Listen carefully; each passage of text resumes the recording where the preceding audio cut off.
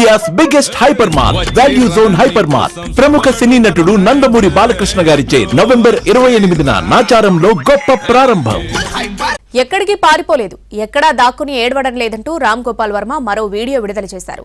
ఎప్పుడో జరిగిన ఇష్యూకి ఇప్పుడు మనోభావాలు దెబ్బతిన్నాయంటే ఎలా అని ప్రశ్నించారు. వర్మ 2 రోజులుగా అజ్ఞాతంలో ఉన్నారు. ఆయన కోసం పోలీసులు గాలిస్తున్నారు. రామ్ గోపాల్ వర్మ అజ్ఞాతవాసం కంటిన్యూ అవుతోంది. ఓవైపు పోలీసులు గాలిస్తుంటే మరోవైపు ఆయన వీడియో బైట్లు రిలీజ్ చేస్తున్నారు. ఎక్కడికి పారిపోలేదంటూ తాజాగా 2వ వీడియో రిలీజ్ చేశారు. సోషల్ మీడియాలో పోస్టు పెట్టిన ఏడాది తరువాత మనోభావాలు దెబ్బతిన్నాయని కేసు పెట్టడంలో అర్థముందా అని ప్రశ్నించారు. చట్ట ప్రకారం కంప్లైంట్ వచ్చినప్పుడు కేసు తీసుకోవాల్సిందే అంటూనే సోషల్ మీడియాలో పోస్టులు పెట్టేవారిని అరెస్టు చేయాలంటే 80 నుంచి 90% మంది జైల్లోనే ఉంటారని అన్నారు. తానెక్కడా దాక్కోలేదు, ఎక్కడా ఏడవటం లేదంటూ చెప్పుకొచ్చారు.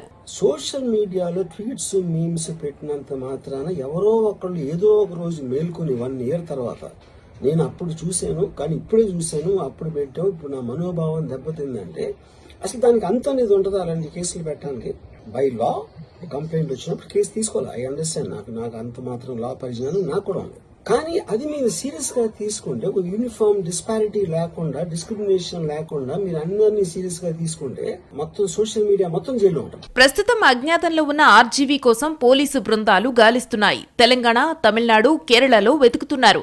ఆయనపై 9 కేసులు నమోదయ్యాయి. విచారణకు రాకుండా ఆయన అజ్ఞాతంలోకి వెళ్లడంతో పోలీసులు గాలింపు చేపట్టారు. ఎన్నికలకు ముందు చంద్రబాబు, ఆయన కుటుంబ సభ్యులతో పాటు పవన్ కళ్యాణ్ వ్యక్తిత్వాలను కించపరిచేలా వర్మ ఎక్స్ లో పోస్టులు పెట్టారంటూ ప్రకాశం జిల్లా మద్దిపాడు స్టేషన్లో కేసు నమోదైంది. విచారణకు హాజరు కావాలంటూ ఆయనకు నోటీసులు అందజేశారు. వాటికి స్పందించకపోవడంతో ఆయన్ను అరెస్టు చేసేందుకు ఇటీవల హైదరాబాద్లోని నివాసానికొచ్చారు. అప్పటి నుంచి ఆర్జీవీ అజ్ఞాతంలో ఉన్నారు.